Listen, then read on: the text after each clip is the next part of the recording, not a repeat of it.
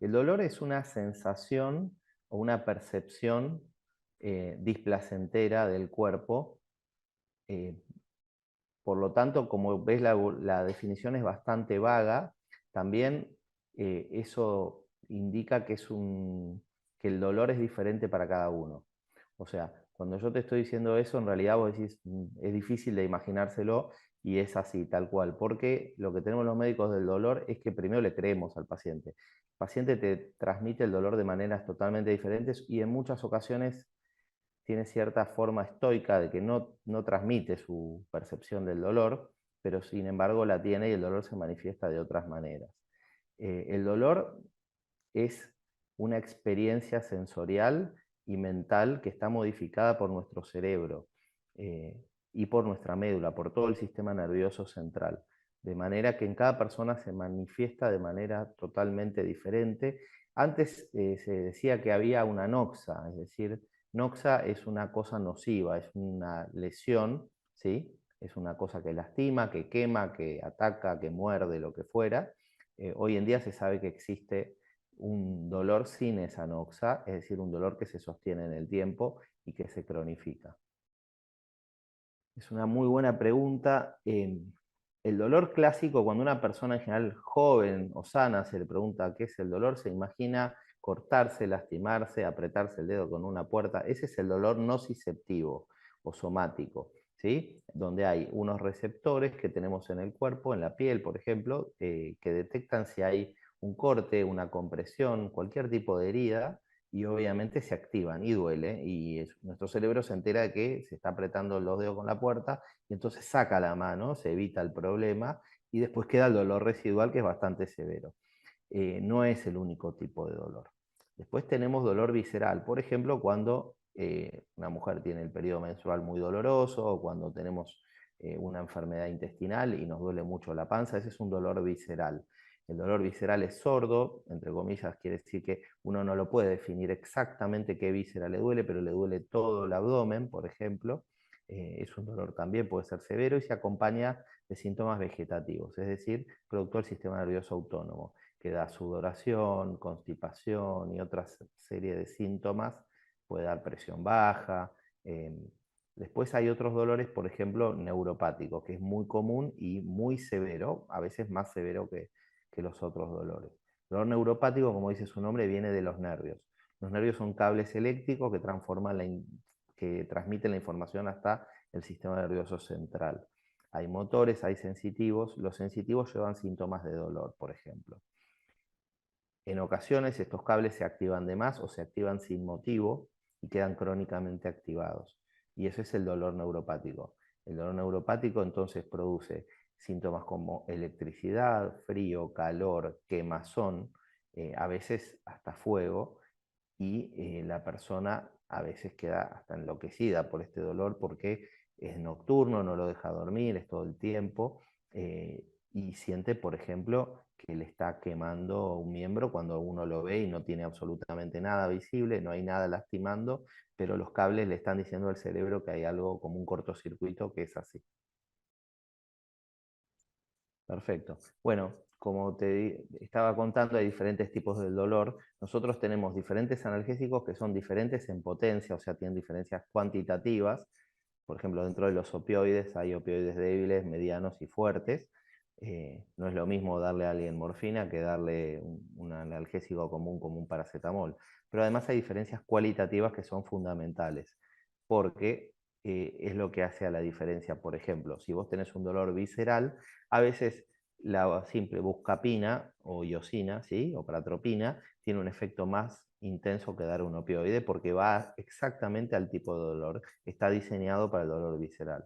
Y en otras ocasiones, por ejemplo, ante un dolor neuropático, nosotros podemos usar, si usamos antiinflamatorios no van a tener un buen efecto, por más que uno los use mucho y en altas dosis, diclofenac, etcétera, no van a mejorar. Sin embargo, si utilizamos antiepilépticos, ¿sí? O antidepresivos van a mejorar muchísimo porque son drogas que modifican los nervios. Y como el dolor tiene su origen en los nervios, no hace falta a veces dar dosis altas de antiinflamatorios u opioides, sino darle antiepilépticos o antidepresivos, que son los que modifican las cualidades de ese dolor. Es decir, cada dolor tiene un analgésico que le va como una horma al zapato y esa es la función del especialista, saber cuál va para cada cosa. Creo que uno debería ir al especialista en dolor cuando el dolor agudo no mejora en el lapso que debería mejorar. Es decir, si uno se lastima un pie, una mano y sabe que se hace una radiografía, sabe que no hay ninguna fractura, por ejemplo, ese dolor debería mejorar en 4 o 5 días con analgésicos comunes. Si eso no mejora, algo diferente está pasando. ¿Sí? Primero hay que descartar lesiones agudas y después, si no, hay que ir al especialista. Por ejemplo, si uno tiene una lumbalgia aguda, es decir, un dolor de espalda, que es algo bastante común, incluso en gente joven, debería mejorar en 2 semanas.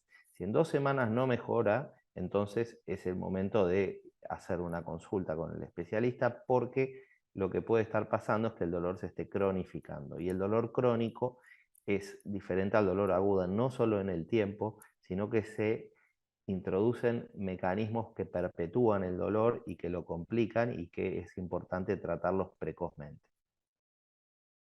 Yo trabajo en equipo y cuando tengo pacientes que en general tienen dolor crónico, me vienen a ver, la terapia física es fundamental.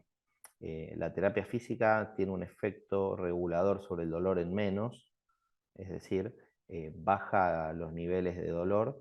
Hay estaciones intermedias en el sistema nervioso central, en la columna, etcétera, en la médula, así que modulan el dolor, y cuando uno hace ejercicio se libera opioides endógenos, es decir, opioides propios del cuerpo, que no dan adicción ni nada y son bárbaros, y que lo que hacen es modulan en menos el dolor.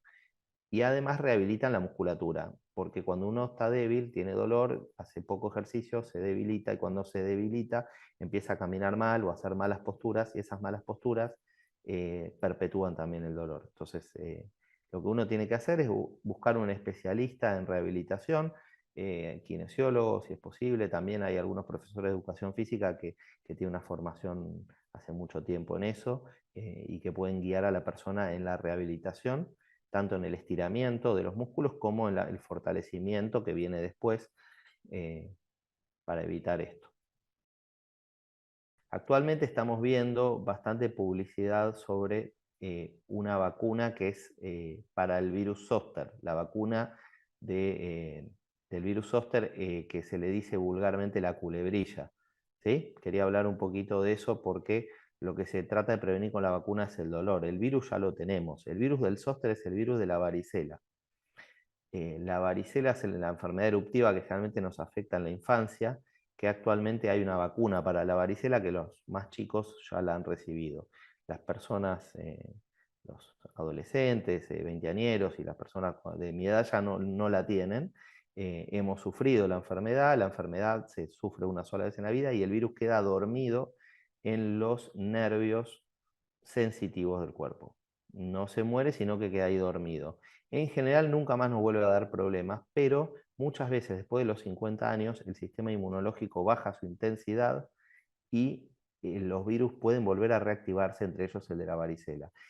Cuando se reactiva, no se reactiva como una varicela en todo el cuerpo, lo hace en forma localizada y regional, en el territorio del nervio donde se quedó dormido. Puede ser un brazo, una pierna, la cola o el torso, siguiendo las costillas, o la cara, siguiendo el nervio trigémino. Es tremendamente doloroso y para eso, como es una enfermedad viral, yo hago tratamientos antivirales y analgésicos, pero hay una vacuna que hoy en día está en boga y que se puede utilizar para evitar la recurrencia del virus zóster o varicela zóster, con la enfermedad y con el dolor consiguiente, que suele ser terrible porque es neuropático. Como dije, el virus duerme en el nervio, así que si volvemos a lo que hablamos antes, el dolor neuropático es probablemente el peor de todos.